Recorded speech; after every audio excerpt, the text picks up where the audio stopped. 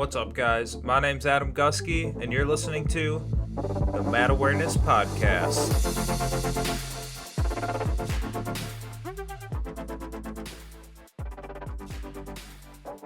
What's up, guys? Today I'm joined by John Broughton, and we interview Tyler Berger, coming off the fresh dub at the first Wrestling Underground event ever.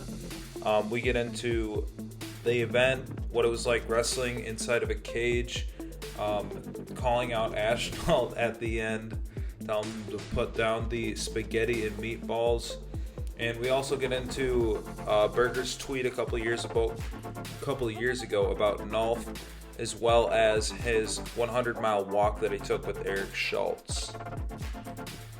Before we get into it, please make sure you're subscribed and have left a rating and review on Apple Podcasts. I would appreciate that a lot. And if you want a Mat Awareness t-shirt, they're out now. They look awesome. I just got mine last week. You can find those at tdpclothing.com. That's tdpclothing.com. And that's all I got for you, folks. So with no further ado, let's get it rolling. All right. John and I are here with Tyler Berger. How are we doing today, man? Doing great, man. Thanks for having me. No problem. It was my pleasure. John, how are we doing? Dude, I'm doing great. I'm excited to talk to Tyler about this event. Killed it, went out, got a win, did it in an impressive fashion, and then called out Anthony Ashnault at the end. That was sweet. Yeah. It was a little muffled. Most people were asking me, what did you say about spaghetti and meatballs? What was that at the end? Yeah. That's awesome. I'd explain it was almost like explaining a joke to make it funny. So It doesn't work. It doesn't work. Yeah, it's not the same. Like, well, listen, this is who I called out. And yeah, not the same. No, but you did a good job, because like that's one thing in the UFC. You know, if you watch MMA, at the end they give them the mic and they're like, "Hey, say something so we can pump the next card," right? So you did a good job of being like, "Yeah, I want this to happen again. This is who I want to wrestle. Let's make it happen." Absolutely. I've been seeing a lot about Anthony and not a whole lot of action. So he wants to get back on the mat. I'm ready to scrap. God, I love that. Did you have that planned out before the match? Oh yeah. Good stuff. I'm always 2, 3, 4 steps ahead. That's what someone asked me the other day. They're like, "Do you plan your celebrations?" And I'm like, well, yeah, of course I plan my – dude, it's not spontaneous. So my girlfriend was actually giving me a hard time because she came out to the match, and we were in the hotel room, and I was like throwing 3, 4 different things that I was going to do after. I ended up not even doing any of them, but it's like, yeah, of course I have something I'm going to pull. Like everyone does. Yeah. Practices in the mirror what they're gonna do out in the field, or the mat, I don't want to look like an idiot. Good stuff. You're like, I'm gonna flex here. I'm gonna pound my chest and point up to the crowd over there. Like, because if you look like an idiot doing something, I'm like, I don't want to be seen like that. That's stupid. I love it. Dude, the other side of that is you can see the people who've never even thought about it. And they're like surprised. So dumb. Like, bro, you've never celebrated in front of the mirror. Nobody told you that was a bad idea. No, they're almost like surprised they won, and they're like, yeah. They don't know what to do. Flex where it's up here flex, and it's like you can't even. Nate Diaz flex. Nate Diaz flex. That's good. Yes, Nate Diaz has never flexed in front of the mirror. For sure. Never. You had a Nate Diaz call out at the end though. That was good. Yeah. No, I'm that's actually obsessed with Diaz brothers. Yeah, that's what's needed though to build this. Dude, it was such a good event as far as promotion, execution, like even the matches were fantastic, and as far as wrestling in a cage goes, it's amazing. Like, it's such a cool nuance to the sport of something just a little bit different, but different enough to make it Like it's a key factor in the match, and unbelievable. Like, anytime that there's another one, anytime that there's a WEG 2, I'm trying to get on it. 3, whatever it is. It's awesome. I love wrestling in the cage. Dude, that's awesome. You and Ashnault are both guys that will like aren't afraid to talk on social media too, and you're both like very confident people. So I would love to see that match and the hype around it. That would be awesome. Yeah, I mean, we'll see what happens. I would love to see him out there. And I don't know. So I actually didn't know he was going down to 65 kilos. I thought he was going up to 74. He looked pretty big at 70. So I don't know how his body is adjusting to that, but if we can make it work, if we can find a weight, and that's the thing. Like, I'm not scared to cut weight. Like when this event came up for WG, I was saying yes to wrestling at 170, and then obviously with Joey we were negotiating weight, and yeah, man, like I'm not scared to cut weight. Like it almost puts a little bit of an edge on me when I like, oh, this dude makes me want to cut weight. Okay, like I don't mind not eating for whatever it is. I don't mind missing a meal. And I'm in the sauna grinding it out. Like, it's great. It gives me a little chip on my shoulder, and it's a part of the sport that I think a lot of guys, you can make it a grind. Guys are wimpy and sad and, oh, I can't eat and I don't feel good, like that kind of thing. Bro, it's like you got to embrace it. And I'm in the grind, and then I got to think, this guy's, he's not doing this. He's not missing meals. He's eating. He's happy. He's fat. He's coming in hydrated. I'm coming in like a sucked out grape, like I love it. I love not feeling good. And then, yeah, let's scrap, man. And that's the same with Anthony. I think he's a little light right now, but if we can find a weight that works, let's get it going, man. That's awesome. If he can put down that spaghetti. Put down spaghetti, bro. He can be eating spaghetti and garlic bread and subs and whatever else they eat on the East Coast. It doesn't matter. He can be the loud East Coaster all he wants, but once he steps in the mat, his posse isn't gonna be able to step in there with him. You know what I mean? It's just gonna be me and I've been putting in the work. It's not just words coming out of my mouth. So there's a lot of confidence coming behind what I say. So how did this come about? Did you just check your DMs and Chael Sonnen's in there, or what? Waiting for Chael to hit me up. No, I actually know Kevin Keeney, who is partners with Chael, and we go back way in Oregon. Known him since my dad. So actually, my dad known him when we were kids, and growing up in Oregon, obviously there's that connection, and so hit me up about it, said, hey, listen, there's this event coming up. Gave me about, it's like a month notice. And I've been in the room working, lifting, staying in shape. And, best shape I actually ever been in my life, I think, as far as mentally, physically. And then this event came up, and I was ready to say yes to short time, and went through about 3 or 4 guys, maybe even 5, of, hey, would you wrestle this guy? Yes. Would you wrestle this guy? Yes. Would you wrestle this guy this way? Yes. And, some guys back out, some guys say no, just doesn't work out, all these different things. And then finally, I said, I think he asked me, would I be willing to cut weight? And I was like, oh, yeah, absolutely. And then that's when the lower weight classes started to become a thing, and found Joey. And, I said, let's fire it up. Let's go. That's awesome. Yeah, we were looking. Nickel and I were looking at the odds on this, and he was like, the odds in some of these matches are like stupid.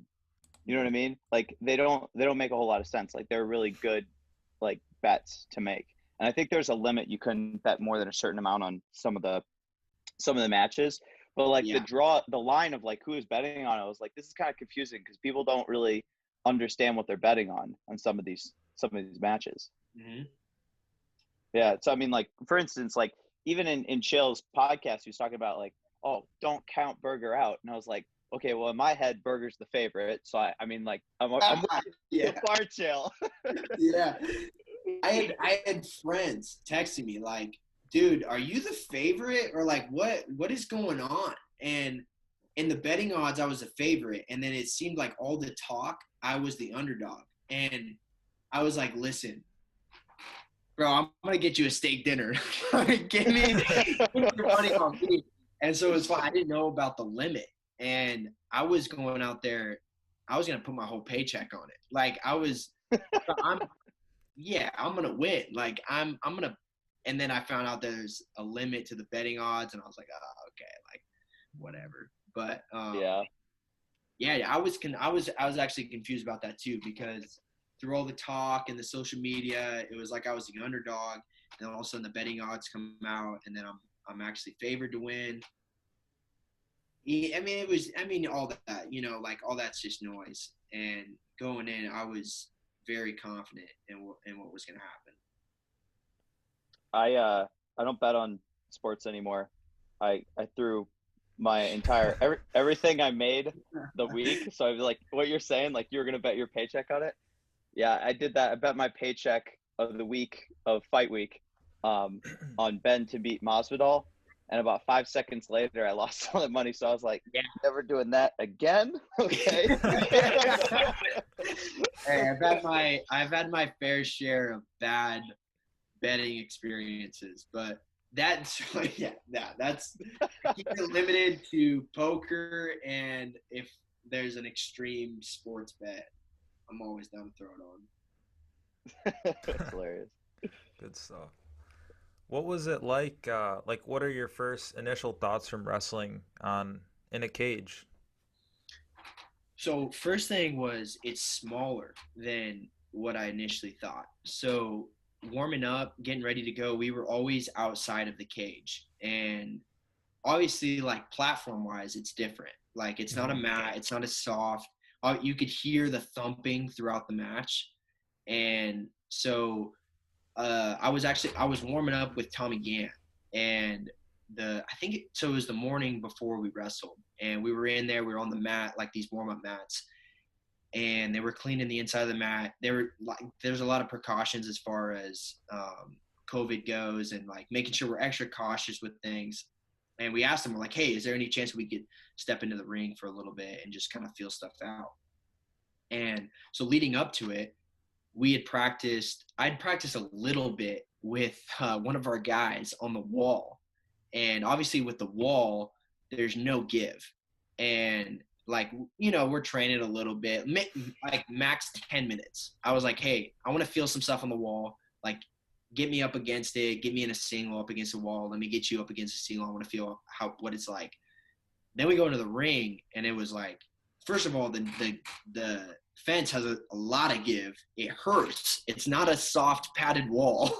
It's, adrenaline going, it's different. But even Tommy had a body lock, I think, on the cage, and his hands were up against the cage, and my body's on the back. And he's like, dang, bro, like, this does not feel good. Like, this is uncomfortable, And so, it's a lot smaller. It's smaller than a mat. And so, as we're working, and we maybe had 5-10 minutes inside of the actual octagon, and I was like, bro, I think I can get this guy up against the cage, pretty easily. It's 1-2 steps. If I shoot a hard double, where is he going to go? He's going to take a couple steps back. And I knew going into the match, he had a good chest wrap. He has a good front headlock. You're up against the cage. There's none of that, So actually being in the actual ring gave me more confidence going into the actual match. Yeah. I mean, so the rule set being what it was, you guys weren't allowed to wrestle off the cage, or no?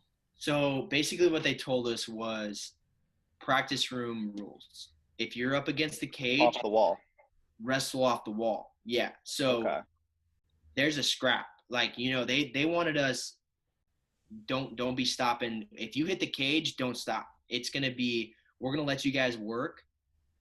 If action were to stop, then, hey, stalemate, like a stalemate position. So stalemate stops. We're going to go back to the center. We're going to keep it going. But you can get a guy up against a cage, wrestle as if you were up in the practice room, and put the guy up, lift him up, suck his legs out underneath him, whatever you can, the takedown, work as if it's the same thing. Which, yeah, in my match, I think a couple times it worked in my advantage for sure. That's what they should do, because like when you're in the practice room and you get that freshman and you throw him against the wall and he stops wrestling and you're like, yes. And then you like run him into the dirt. You get like the super chop where you kick off the wall and chop his arm at the same time. That's the same. So we actually had that in practice yesterday, where our 97-pounder, one of our coaches, Kokish, was wrestling our 97-pounder Schultz. Kind of bicker back and forth before practice. We were wrestling matches. Schultz ran him into the bleachers. Didn't just run him into the bleachers, but like a continuous wrestling in the bleachers, and had to be like, hey, you have to stop that action. You got to stop. What are you doing? You have to stop. It was one of those things. And yeah, dude, all college wrestlers know That's what that's hilarious. like. It's in every room. It happens. Tempers flare. Yeah. It's great.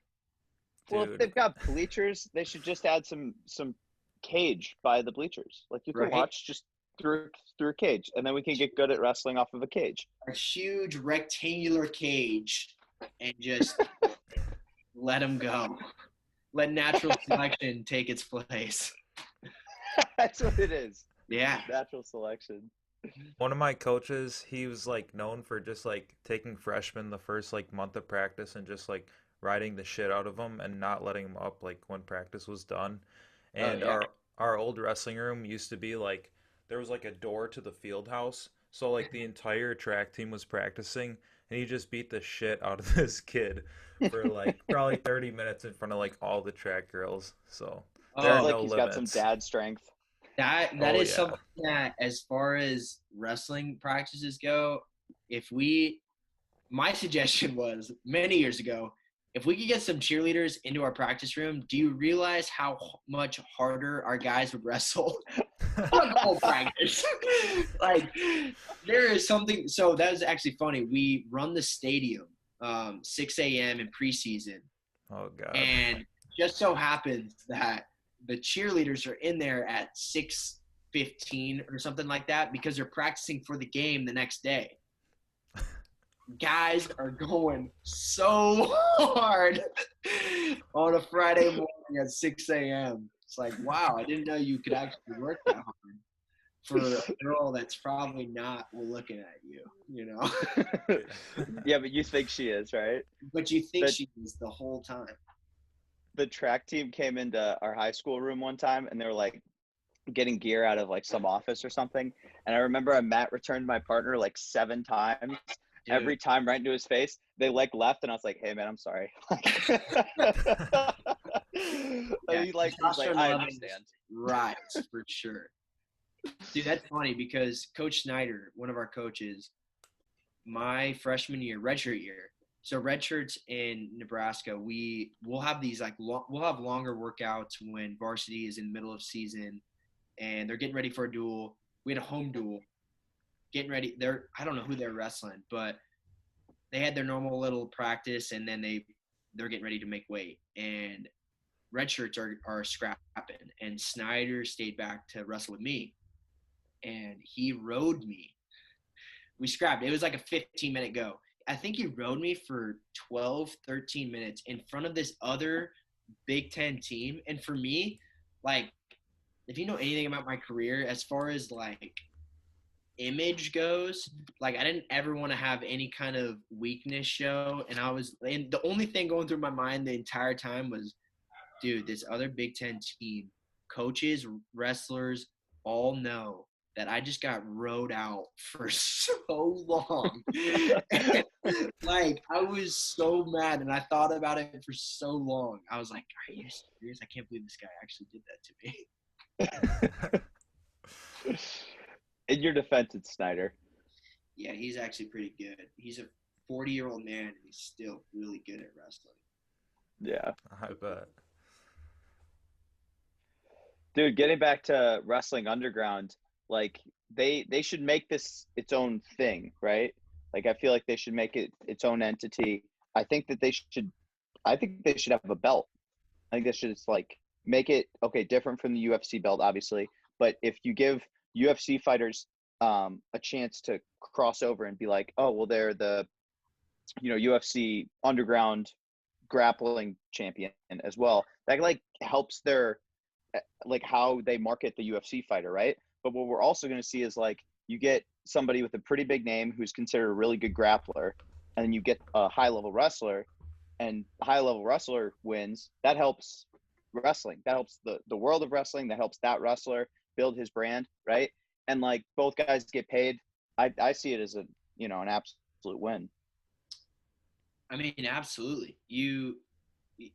So through COVID, I think this birth of these events that have been coming up. You had the event in Chicago on the rooftop with Jo and Nolf headlining it, and then Wrestling Underground. Like these events are, in my opinion, so good for wrestling. You had Flow with Dake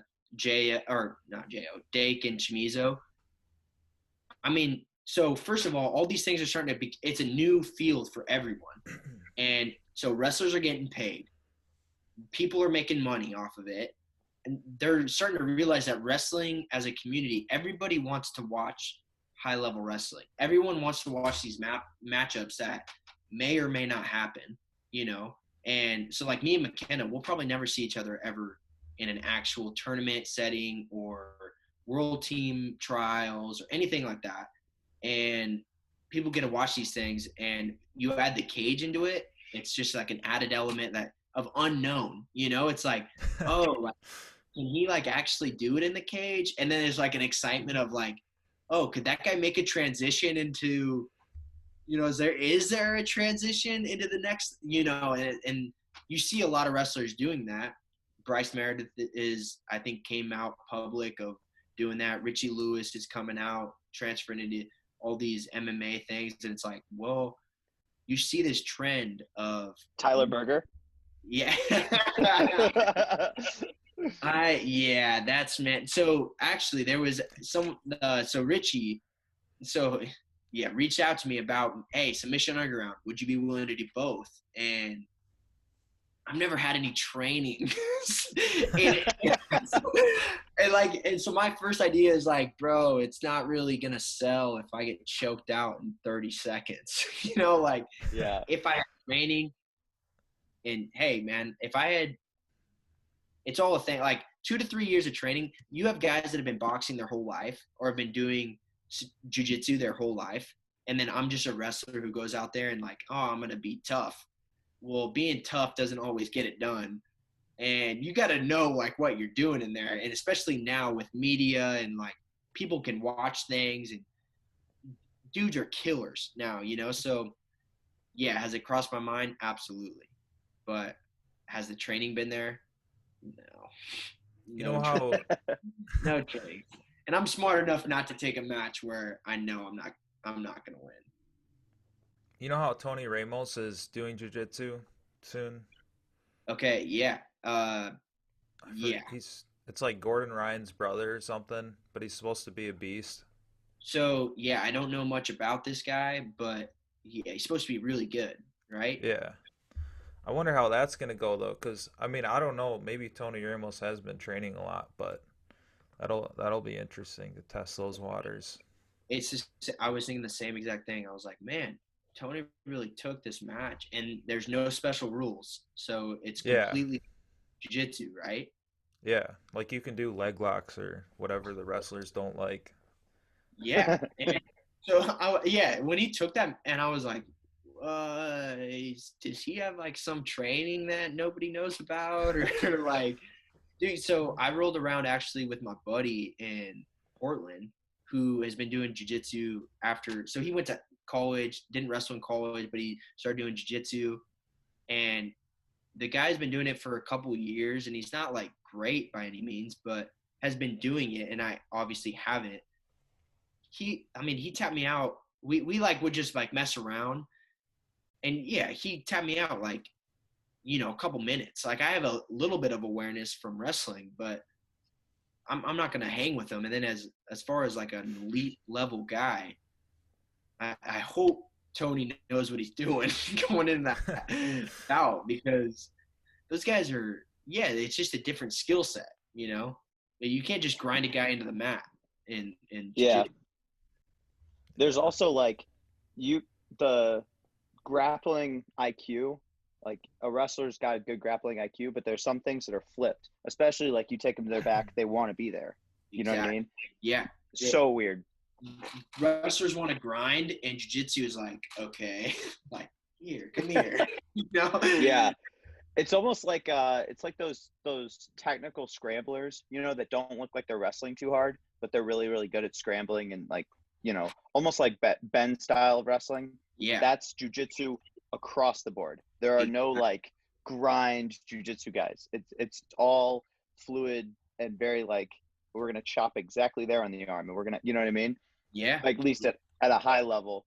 But the thing is that like wrestlers translate really, really well. But you do need, like you were saying, like you do need like a year or two under your belt in that field. Yeah, because I mean, you could have a guy that they look like they have no muscle at all. They look like they could be a little pudgy. That dude could kill you on the streets, you know, like he could destroy you. And those are like kind of like those guys that you're talking about in wrestling, like super relaxed, weirdly funky, flexible, and it's like, hey, listen, you can't take that guy lightly. He's got some stuff, you know. It's like, Yeah. It's like Seth Gross style. Like I didn't want to say it, but yeah. I wasn't gonna be the one that said it, but yeah. Oh, I didn't mean like that, but like yeah. But yeah, no, like he's so good, but like you stand next to him and you're like, I wouldn't think you're a national champ, but like he's so good. You watch him wrestle and you're like, that dude's so good at wrestling. Yeah. And everything he does is Garrett, little I'm funk. Nathan's winning every single time in a picture. You know, we've seen it play out. Yeah, it's interesting. Like the highest level of wrestling, seeing like people of different like body styles too, but totally different styles. Watching it play out at the highest levels, like, man, it's fun to watch. It's fun to watch. For sure. I think that going back to the wrestling underground, man, if this was like it's a whole sport, like I am the cage wrestling champion, you know what I mean? Like, and that's just another title. Like with more titles and more, you know, labels, I think that it's just better for the sport. Like if you could be a flow card champion and you could be a cage wrestling champion, you could be a world champion, you could be, you know what I mean? Like the different titles, it all fits into building the sport and having more events, more promotion. Yep. Preaching to the choir, man. I agree full-heartedly. It's a cool thing that's been going on. And I think everything that's been going on now with the pandemic people have been jumping on board with this kind of stuff. And I think it's been the spark that wrestling is needed for sure. Hey, you guys keep talking real quick. I have to upgrade our minutes on the meeting because I haven't done a 3-person meeting before. So it'll be that. But keep going. Good stuff. All good. Yeah, no, I think that I think it's weird because wrestling seems to have like the fan base and the viewership, but there's like you got to get people to buy the events consistently, right? They can't be casual wrestling fans. They got to be consistent paying wrestling fans. So that carryover might be harder because, you know, the stigma is, okay, wrestling fans don't like to pay for stuff, right? So if you can get casuals to buy into a better system of like whatever it is they pay that amount, and then they can watch all the wrestling they want. You know what I mean? Mm-hmm. And because the fan base is there and the numbers in wrestling grow every year a lot. MMA has been a big part of that. Casuals always want to put their kids in wrestling because wrestling makes you tough. Wrestling makes you successful in life, teaches you how to work hard. So I think this is a good time for wrestling. Like if we look back when wrestling was kicked out of the Olympics, since then it's been a total wave of now we have being a professional wrestler is not like a rare, super rare, unattainable goal. It's a pretty common thing with the RTCs and the structure that we are building. I mean, yeah, absolutely. Especially in the United States, as far as the build, like you said, the build for wrestling, I think has only gone up since that time. Like you said, like we were at a time where it was not going to be an Olympic sport, which is insane. Like I mean, people talk about it all the time. You watch kids when they mess around, what are they doing? They're wrestling. They have no idea what they're doing, but it's the most primal thing that we have. And people want to have that. I mean, young boys, girls now, even like girls are getting into it. And it's what I would think, it's a beautiful thing. You see kids that want to know, they want to put themselves to the test of, am I better than you? Am I better than you in this? And like wrestling is the start of it, and so now people are starting to build into fighting, but you don't want young kids getting hit really hard, so the foundation of it is wrestling. And now you like wrestling, if it starts getting more popular, and then now you transfer over to the MMA and there's money there, but like, do we need MMA?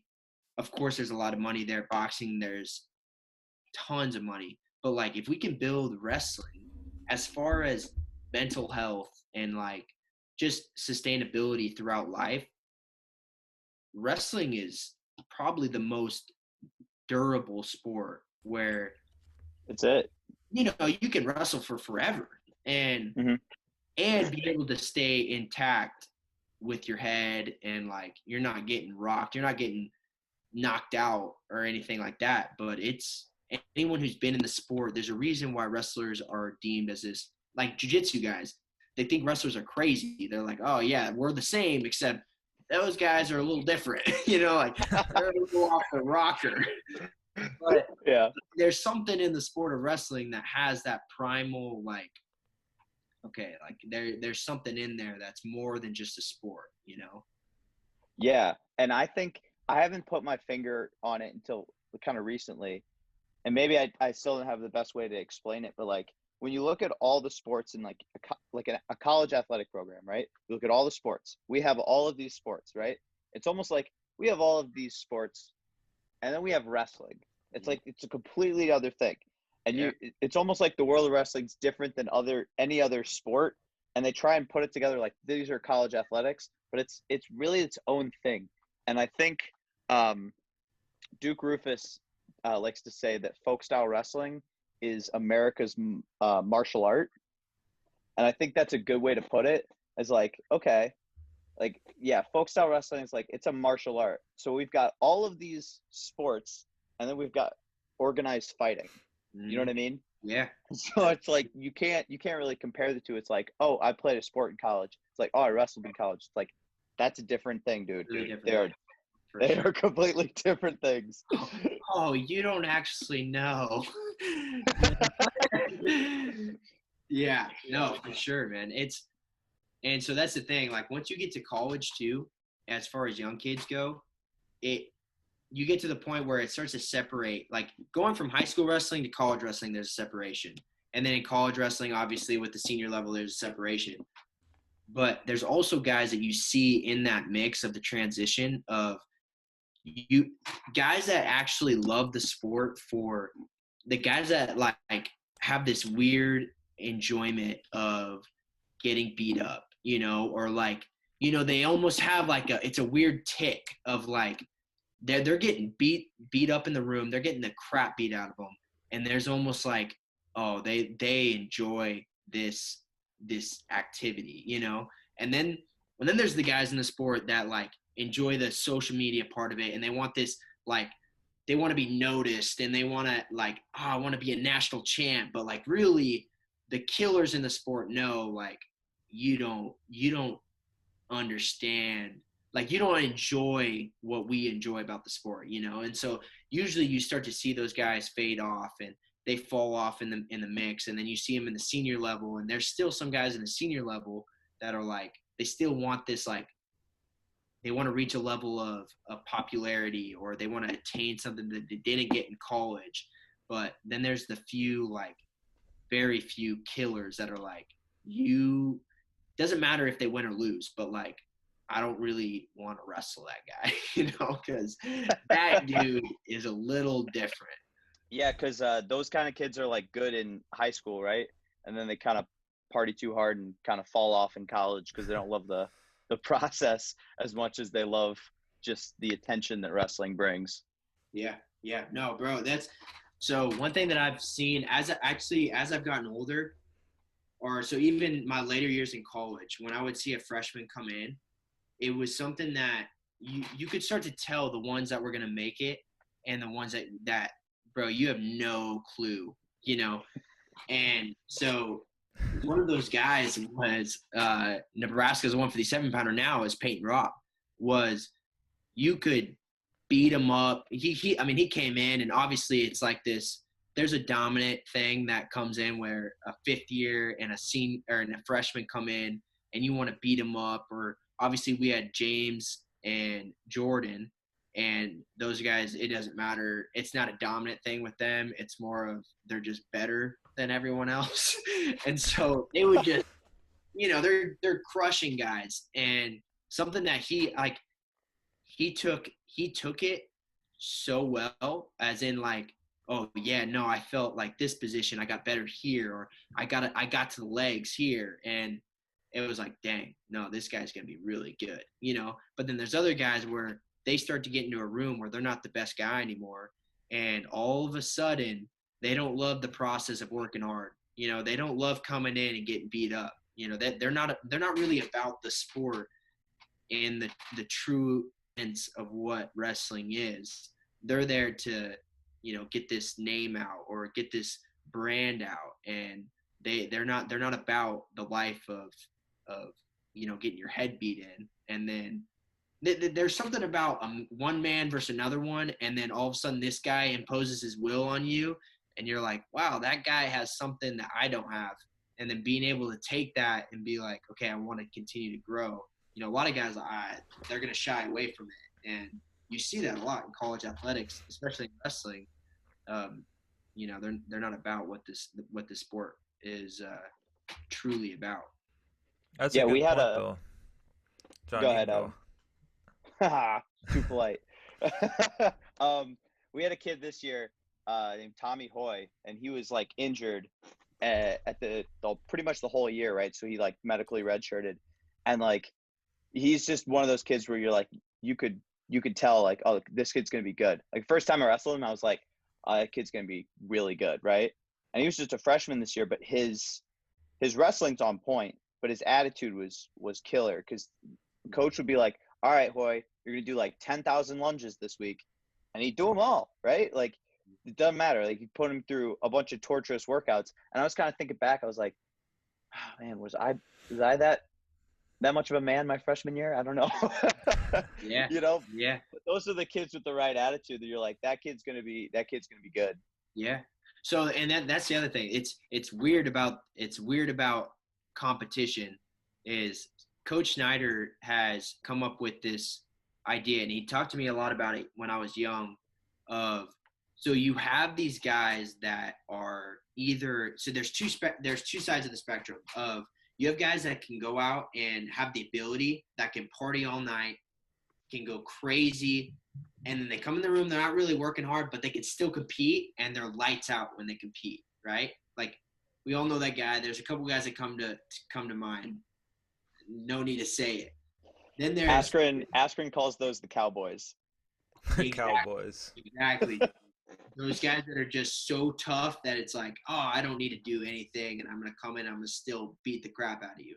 Then there's the guys that are like, no, I gotta do this, this, and this, and this, and if I don't get 8 hours of sleep, I'm not gonna eat any sugar or carbs, and I'm going to do all the things right. I'm going to win in the practice room. And then all of a sudden they get in the competition and they can't do it, And that was something for me that was true in the beginning of my college years of like, I'm going to do everything right. I'm going to be a national champ. And I like didn't have this one piece of what Snyder called like the courage to compete. When you put your foot on the line, a certain element of courage that it takes to put everything on the line of, I'm going to exhaust myself in the match. I'm going to use the things that I've been working on in practice. I'm going to put myself in this state of vulnerability of hitting something, like taking these shots. And I mean, you look at a guy like David Taylor, he's going to take 10, 20, 30, 40 shots in a match. You take him down one time, I guarantee you that one takedown is not going to beat him. You know, we've seen it happen many times. Right. And there was a guy, Eric Montoya, when I was young, who had that same – he would tell me, we were roommates, he was a little more rough around the edges, but, bro, that mother effer doesn't need – like, he could take me down 2, 3, 4 times. I'm going to get up in his face, and I'm going to wear him out. Like, it doesn't matter, especially in folk style. You're going to get an escape. And, like, I'm only down 4 points after 4 takedowns. There's only so many guys that have that mentality, and there's that certain piece of courage to compete that, you know, you get one end of the spectrum, can't compete, but they do everything right. And then you get don't do anything right, but they can compete, they can ball out on game day. And then you get the guys that can do both, and then you get a Jordan Burroughs, you know, who's at both ends of the spectrum. Right. That's something. Yeah, it's cool. Yeah, both. When you say both sides of the spectrum, like, guys come to mind on both sides of those. And I think the weird thing is, like, I feel I can look back and be like, I've been both of those guys before. Yeah. And it's gone well in different areas. Like, in high school, I'd say I was like the do everything right.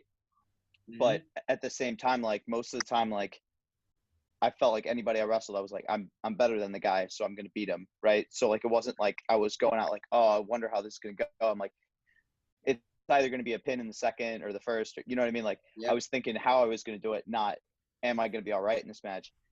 And then other times where, like, I didn't do anything right and I was kind of being a shithead, and then I was like, dang, like, I just had a really close match with the guy who just teched everybody else in the tournament, and, like, I'm right there. I'm like, you know, I'm so close.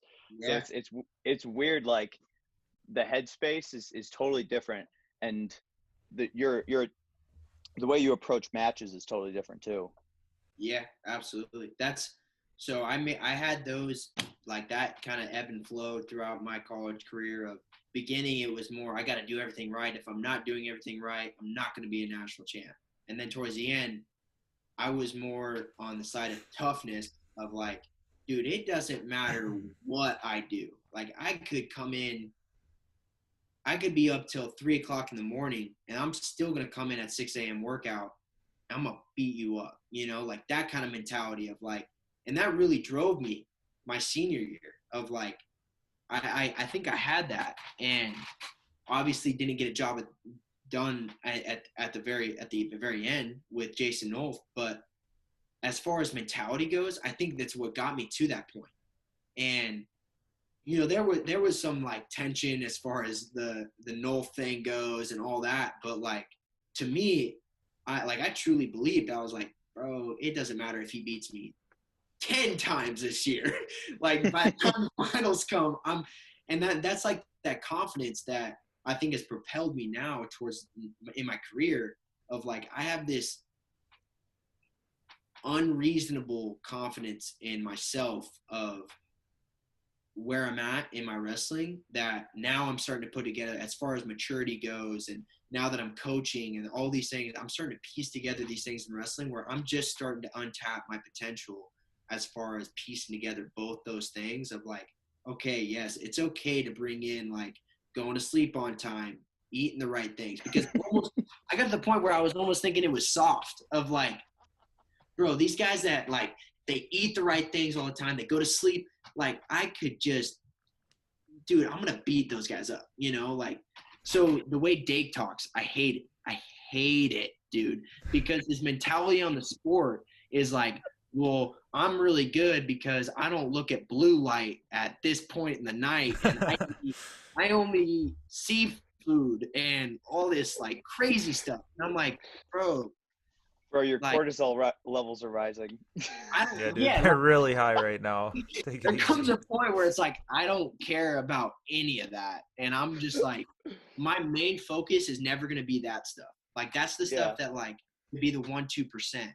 But as far as everything else, the 98% is me just, like, honing in on the craft of wrestling and being just really tough, you know? And that was something that Snyder texted me. It was hilarious. He made me laugh one morning, getting ready for Joey McKenna. He texted me in the morning, this like 4 texts. I wake up to these like loaded texts of like, all this. He'd been watching him online and like not recruiting.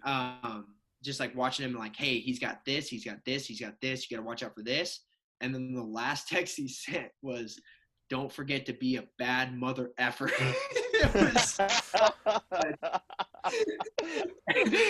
and there was what I woke up to, and I was like, yeah, dude, I love that. I love And we're doing it in a cage. I'm going to rub his face in the canvas. Let's go. Dude, that's the X factor that, like, it doesn't matter how many salmon pieces that you ate that week. Like, I'm going to rush you, you know? Yeah. But well, it's like at the end of the day, like, okay, so wrestling is a lifestyle, right? But like at the end of the day, what's the goal? The goal is to be better at wrestling. If I'm a better wrestler, I'm going to win the match, right? Like, it doesn't matter if I just ate Taco Bell and you've been eating, you know, chicken breasts, right? It doesn't matter. If I'm a better wrestler, I'm a better wrestler. It doesn't matter. Dude, Yeah. One time my coach was like eating Taco Bell before practice, like in his office, the assistant coach. But I was like, dude, what are you doing? Like, you know, we got practice. And he's like, I'm practicing my mental toughness. And I'm sure he still beat a lot of people's ass that practice. Some guys can do it, bro. It's crazy. Marshawn Lynch's eating Skittles on the sideline. And that dude's a beast, man. Nobody can tackle that guy. That dude's a cowboy. Yeah, exactly. Yeah. Berger's drinking whiskey at the interviews. Like, he didn't care. You know, but he's so good. And there is something to say, I'm not going to say, like, I support that lifestyle and, like, there's certain things now. But, like, dude, you have to be able to look at those guys and be like, there's something about that makes them successful, that, like, I don't care attitude, but also they're extremely good at their craft. And, like, how are they piecing this together? But many people miss it. They want to go one end of the spectrum or the other. But when you can find that, like, that middle of honing in on the craft, but still being just like a little crazy, it's the perfect recipe. Have you ever heard of Jordan Peterson? He's a psychologist. Yeah, absolutely. Yeah. So I read his book 12 Rules for Life, and in the book he talks about you've got order and you've got chaos, right? And they're the yin and the yang. And he goes, people look at, like, and my coach Coach Zawaska at Whitewater, he's like there are 3 sides to a coin, right? So you got heads, tails, and you got the edge, right? Everybody goes, there are 2 sides to a coin. Nobody calls the edge, right? Everyone's like, heads or tails. This kid's a burnout, or this kid's prepares too much. He's like too far in that spectrum, right? So it's like the edge is like walking the order and chaos. It's walking the edge for the yin and the yang, and like that's where it like all fits together. Where you're like, you're crazy and you've got chaos, but you've got enough figured out where you're like, boom. And those are the ones that pop off and have huge success. I love that. Man. That's good. I've never heard that before. That's really good. Yeah, it was like the chapter. I was like, I got to the end of it. I was listening to it, you know, because audiobooks while I run, and I'm like, start that chapter over. I need to hear all that again. Yeah, absolutely. But it's just weird. Like, chaos is like getting a girlfriend is chaos. You know what I mean? Like, exposing yourself to new knowledge and new situations, that's chaos. Whereas like if you never leave your bedroom and you're like, oh, I got to be, you know, ready to go for practice tomorrow, it's like almost like you put too much pressure on practice and you're not well rounded.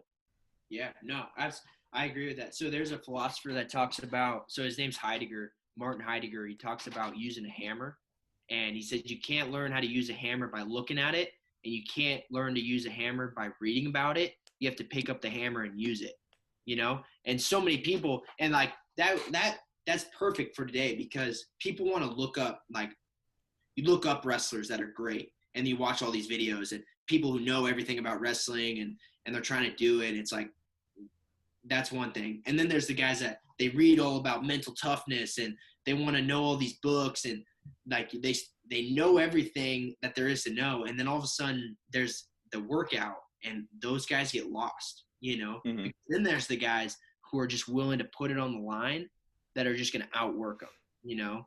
And that's what we're talking about, like the both ends of the spectrum. And guys there's a lot to say about someone who's willing to put in the work every single day, even if it's a small task, you know, a 10, 15-minute task.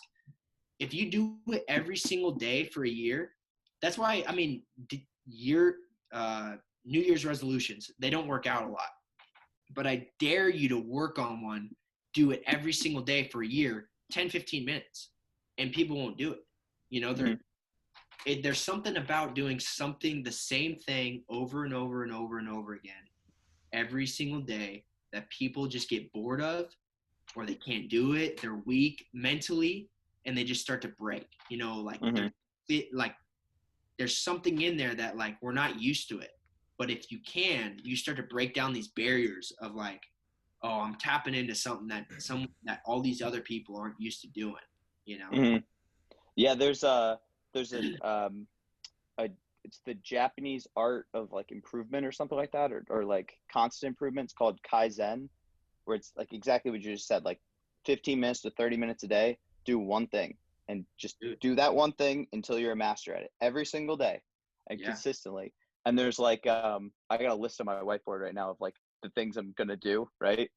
Like the one I'm on right now, but you can't like once you understand how to do one thing successfully, like once you see the way broadly, you can like pretty much see it in anything, right? You get good at one thing, you can pretty much get good at anything if you just do it apply the same principles. Yeah. Right.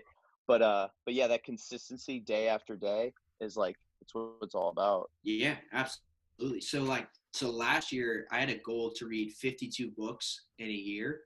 And these aren't, so yeah, that's the first thing everyone says, oh, what are you reading? Kids books? You know, Bob's books. Every single time. And no, they're like legitimate books. But it's something that what you had to do was I had to break down the book. Okay, there's 300 pages in the books. I got to read this many pages in a day. I got to set up this amount of time. I'm on social media for like 3-4 hours a day. I can break it down to one, you know, and I could read for 2-3 hours a day. That was easy for first 3-4 months. Then all of a sudden events start happening, birthdays, someone's having this get together. I go to a wrestling tournament, and then all this stuff starts coming up, and then priorities start to change. And I had to figure out like, hey, if I'm going to actually complete this goal, I'm going to have to wake up earlier or stay up a little later. I'm going to have to not get on my phone at all, maybe text. And you start to realize the sacrifices that you need to make. And like you said, like you can do anything. You could go into any field that you want to get into. And if you start 15 minutes a day, then 20, 30, 40, and you do it every single day, you're going to outwork most people in the world. You know, most people aren't obsessed with their craft. And it's the same with wrestling. Like I could watch one match a day of some foreigners, and I'm going to learn at a pace where most people aren't going to learn because they just don't do it. You know, it's easy. Oh yeah, I could watch a match a day, and like in theory, but like actually the guy that's doing it every single day, it's very rare, you know? Yeah. And your brain's like constantly working on it. Adam and I actually do this. We're doing this program. Adam's on day 50, right? 55. Yeah. 55. So like you basically, it's funny you said the reading, like we have to, in this program, you have to read 10 pages a day, right? Which again, sounds easy, right? So easy. But you gotta build it in. You gotta build it in somewhere. And there's 2 workouts a day, both 45 minutes. One has to be outside. You have to what's it called? Hard 55? 75 hard. Yes, dude, I've heard about it. Okay, wait, keep going. I forget what this is. Keep going. Yeah. No alcohol. That's one of them. No alcohol. That one's tough. And then a gallon of water a day. Yeah. And I hurt my toe, but I've been like, so I finished it, and best thing ever. I finished it, but then I like hurt my toe like 3 weeks later because I was like, I'm gonna do it again. Like I want to jump back in and like do it again. But while you're on it, you like towards the end, once you love it, like at first you hate it, right? And then you're like, damn, it's hard. And then once you get to the point where you're like, you love it, it's like the best thing ever. And you don't want to like go back to regular life. No. Now, don't get me wrong. After day 75, I got hammered. But like, I'm gonna too. Your Trust me. Snapchat or something of that. Yeah, but trust me, like the like the structure you put in your life. It's like we were just talking about this. Like the chemicals in your brain that release good feelings are like one of them's go outside, you get this chemical. One of them's complete a task, you get this chemical. Like dopamine, serotonin, all these different ones, right? Working out. So like you work out twice a day and it's like it's your day is really structured, but you feel so much better. You're so much happier. You're so much more productive. You're so much more in tune with your goals and stuff like that. And then you instantly, because this challenge is like self-imposed, you up your standard of your own life. Cause you're like, if I'm doing all this work, I'm not really going to be bothered by this little and no one's surface level telling you shit. to do it. Why are you doing it? You know, there's Yeah. people, why are you doing that? You know, Yeah. and it's like, because we're crazy. Because I want to. Yeah. If people have to ask that though, there's no use in explaining it to them. They don't understand. No, I Like, get that. If you don't get challenging yourself to be better, then I don't know. Like, there's no way I can explain this to you. Yeah, dude. Just like the mainstream people, it's hard for me to connect with them because I'm like, listen, I get such a high off of like, I'm gonna be in the gym every single day, and like, I'm gonna be fasting for 16 hours every day. No, I'm not gonna eat your cookie at 8 o'clock at night. I don't care about your cookie. I care about my fasting. And people go, what are you doing? Like it's a Friday night and I'm going to bed at 9 o'clock and they're like, what, bro? Like it's time to go to the bars. And I'm like, no, it's time to go to bed. You know, like and that's the thing with goals that is so crazy is it like with my reading goal, it was like, dude, like it relax. You read 40 books. Like, oh yeah, we get it. You read books, you know, but it's like, dude, no, like I'm in this mission of like, I have to do this. And I'm going to set aside so much time where I'm not going to even connect with the world. I'm going to get in this thing and I'm going to do it because at the end of it, I'm going to be like, yeah, I did what I was in, like what I visualized me doing at the beginning of the year. And not many people understand what that's like because it is a little bit of like it's a crazy thing, you know? So many people go down this life of like, I'm going to be average. And then they get mixed up in like, oh yeah, my friends are doing this. So that's what I'm doing. And now I'm doing this. And now I'm doing this instead of like, no, I'm going to be healthy, strong.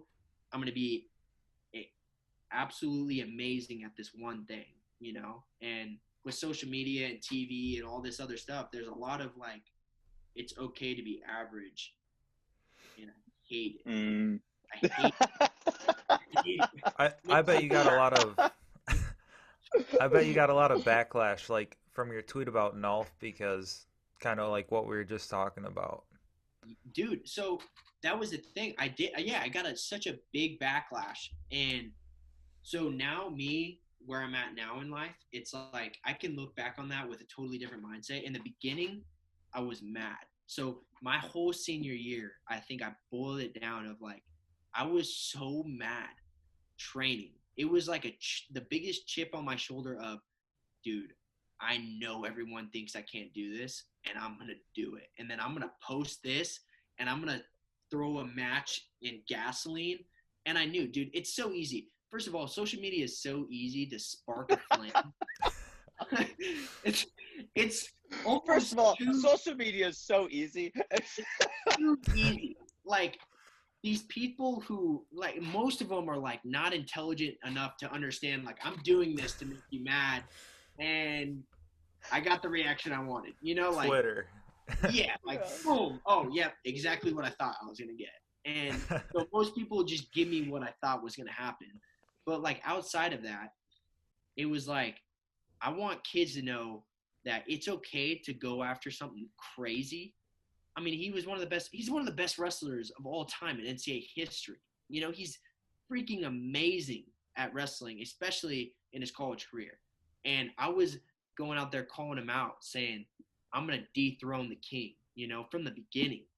And I had no problem with it. If anything, Jason Nolf was a guy that I think I knew him enough. First of all, I stalk people on social media. Like, I craze about my competitor of like, I'm going to get to know him. I'm going to know his girlfriend. I'm going to know what he eats. I'm going to know what he likes. Like, and then I'm going to find out how to get his head. And for him, it was like, well, looks like he works hard. Looks like he does the right things. Looks like he plays board games on the weekends. Like, how do I get in this guy's head? He's not partying. He's not going out. Like, and then I was like, well, okay, here, let's try to throw a chink in his armor of like some guy saying something about him. Like, I'm not really scared of you. Like, I'm coming out to take you out. Let's just see if that works. You know, did it work? It was something I was like, as far as confidence and mentality, like I was going out there to win. And when I lost, it was like I told people like I absolutely thought I was gonna win when I went out in the NCAA finals. 100%. I got majored 2 weeks before, and as far as confidence went, I was like, doesn't matter. Like, he could beat me, like I said, 10 times before we go into the NCAA finals. I only got to beat him one time. It's got to be right there in that moment. And it didn't happen. Now, who cares? You know, I'm an NCAA finalist. Who cares? We're on to the next thing. And now it's like, okay, we're going to make world teams, Olympic teams.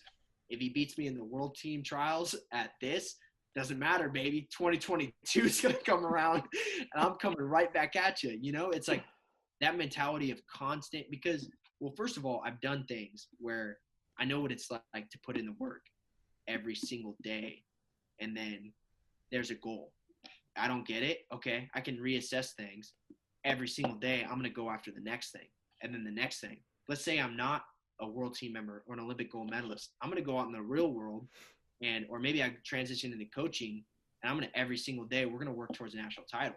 Maybe it's not coaching. Maybe it's a business. And then, you know, it just things in wrestling transfer, and it's an attitude for life of attacking things that, like I said, the mainstream people that are okay with being average, I don't connect with.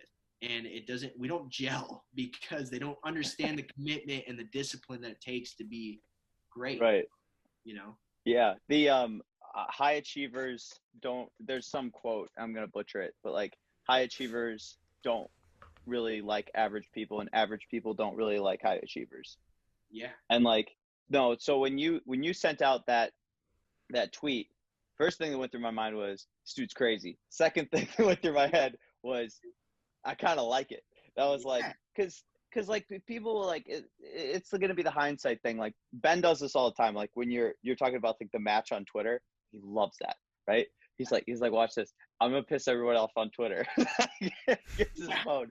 But like the people that understand like putting yourself out there and having like a huge like mission or you know, to dethrone the king, right? Huge goal. Like people who understand that line of thinking are going to look at you and respect you more for it and like you more for it. And the people that don't understand it are going to be like, well, that's what he gets. He talks shit. You know what I mean? He deserves it. Dude, my DMs after that match, same thing. I told you. Yeah. And it was just like, oh. Did you really? For real? Yeah. That's crazy. Oh, dude, DMs like go crazy. There's like some crazy. So same thing my sophomore year when I said something about Kemmer, and Kemmer beat me in the duel, and it was a crazy close match, crazy match. And immediately after, it was like, there was Dude, what a bunch of losers. Dude, there was a guy, there was a Facebook message that was like this long, and Oh my God. It was like, I don't even want to repeat what was said. And Iowa fan 101 has entered the chat. yeah, dude, it was crazy. And same thing with Penn State. Like every fan, like these people have these like connections with this school and with these 21-year-old kids. That is like unhealthy. Yeah. You know? That's whack. But you know, if you're gonna, and that's the thing, like if you're gonna put something out on social media, you better be ready for that backlash because it's not going to be pleasant if it doesn't go your way. But roll with the punches and on to the next thing. Dude, and I can kind of look at it like I'm friends with you. I'm friends with Nolf. You know what I mean? Like, it's that you guys are both on your own, like, you know, path. Like, you both want to be national. Like, that's what makes wrestling so great. You both want to be national champs, right? Yeah. And it's like that's why you don't see a whole lot of shit talking from wrestler to wrestler. It's a lot of like the fans, because like you respect each other. I mean, what was it? Imar and Burroughs had like tough matches at Final X. Mm-hmm. And I remember like watching them interact, like I think it was a month after that, and it was like they were like friends, like close friends. I was like, there's a respect level, you know what I mean? Like it's not this like fighting. It's not like, you know, the UFC or anything like that where they're like, hey, let's build this fight by just hating each other, you know. There's money in it, man. There's a lot of people that will buy into it of like, oh, this guy said this, and then this guy, and then there's like, it's like, bro, those guys don't hate each other, you know, like, those dudes don't know each other. How do they even know each other? Yeah, no, that was that's funny. I mean, as far as like the summer before, I think it was 2018. So going in, we were both in the world. So we were both teammates. So I was training partners with Burroughs. He was training partners with Rutherford. There was one time we were in Germany and we were spikeball partners, me and Nolf.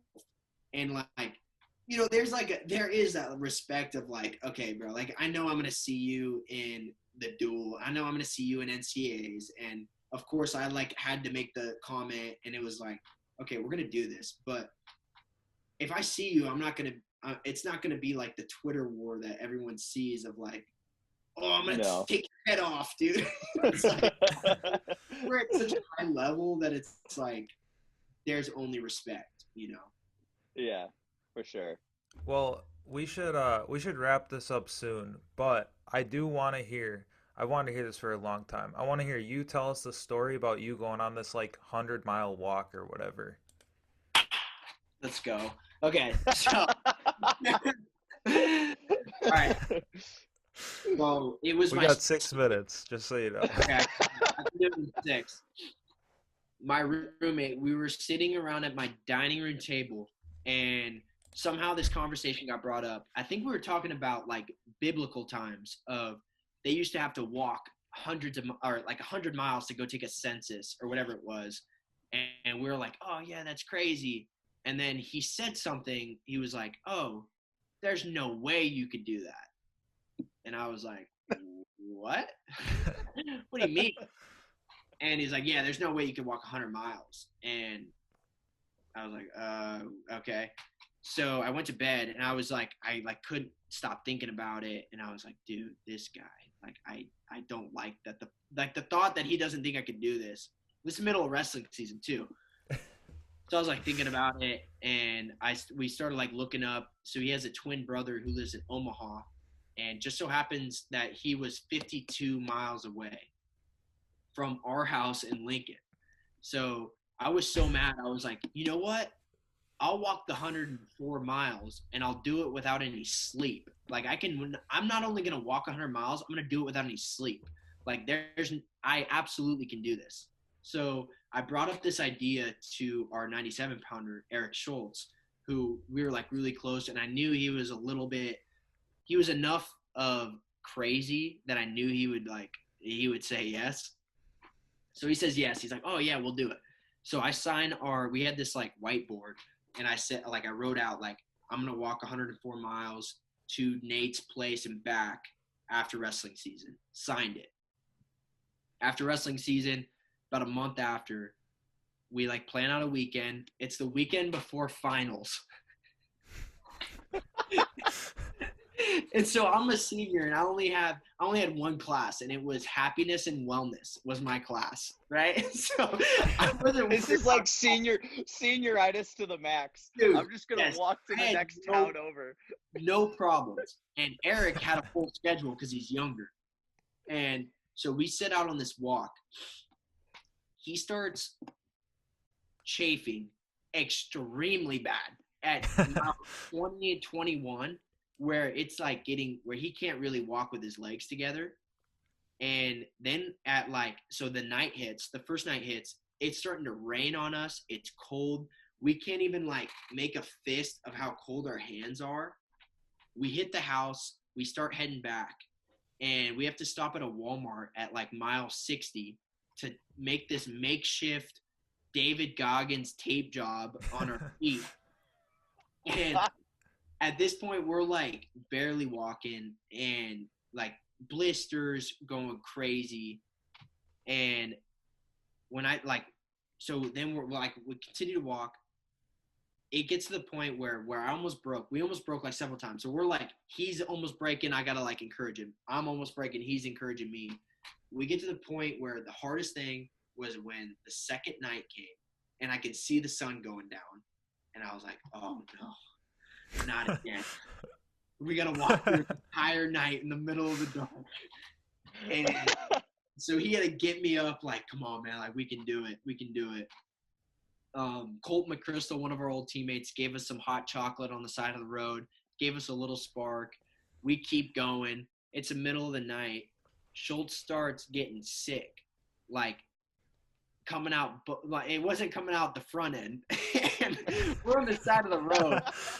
And so we're continuing to grind, and it's gives me a little bit of God. It's funny, but I'm kind of worried about him. And we get to the point we talked about the whole time. We're dude, when we hit mile 90, we're gonna get this second wind of 10 miles, we're almost there. Turns out 10 miles away is a long ways away of think about from mile 0 to mile 10 is that was a long ways, and I've already gone 90 and I still got to go 10 more. I started breaking down crying. So we got to the point where I was walking in front of Schultz because he was dude, I need you to walk in front of me, and you can go as far as you can, but I need you in front of me because I need that as my motivation to keep going. So we were going, and I just started breaking down crying at 96, 97 miles. Finally, you got 1 minute left, by the way. Oh yeah. So finally we ended up hitting the house, and Schultz passed out. And so we did it in 49 and a half hours, and Schultz passed out within 2-3 minutes on the couch. I don't blame I want to do that, John. We got to do that eventually. But Tyler, do you have any last words you got to say about Ashnault? Hey man, again, put down the spaghetti and meatballs, put down the garlic bread for a week. Once I beat you, I want your girlfriend. If you don't have a girlfriend, I want your mom to make me a nice bit of Italian food. We can hang out afterwards, but let's scrap, man. Let's go. Thank you, Tyler and John. All right, man. And that is it for today, folks. Shout out to Tyler and John for taking the time to do the podcast. I loved hearing about Wrestling Underground, the Nolf tweet, and my favorite story of the podcast was definitely the walk. That is insane and pretty funny as well. But anyways, fan of the week this week is Corey Scanlon, and he also bought a Mad Wear This t-shirt at tdpclothing.com. That's tdpclothing.com. I appreciate that a lot. I'll be picking a new one next week if someone buys a shirt or leaves a review or does any of that good stuff. If you're watching this on YouTube, please make sure you're subscribed and you've liked the video. I would appreciate that. Also, if you're on Apple Podcasts, please make sure you've rated it and left a review. If you have already, thank you. If you haven't, please do that. I would appreciate it. See ya.